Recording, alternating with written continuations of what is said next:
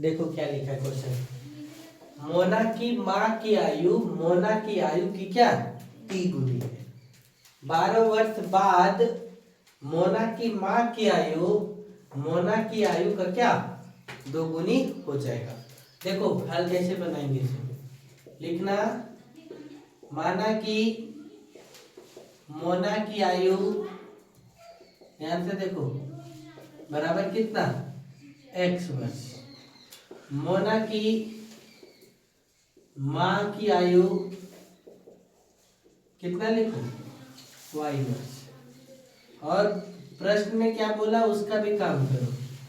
क्या बोला ध्यान से देखेंगे। प्रश्न में बोला है कि उनकी आयु कितना 3 गुना है, यानी माँ और बेटे की आयु में, तो y बराबर कितना 3x। y बराबर कितना 3x। क्यों?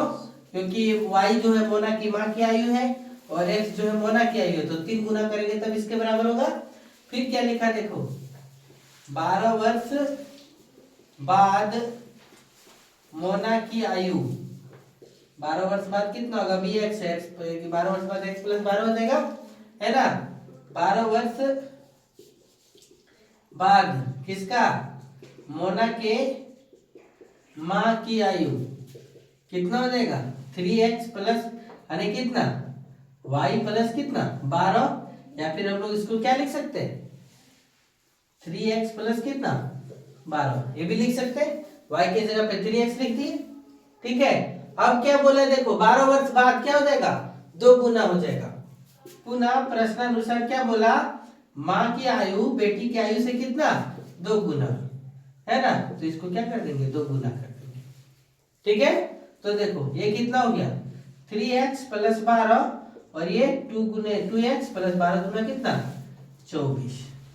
तो 3x ये प्लस इधर जाएगा तो माइनस 2x और ये 24 ये प्लस 12 उधर जाएगा क्या माइनस 12। 3x में 2x गया तो x बराबर 24 में 12 गया तो कितना 12।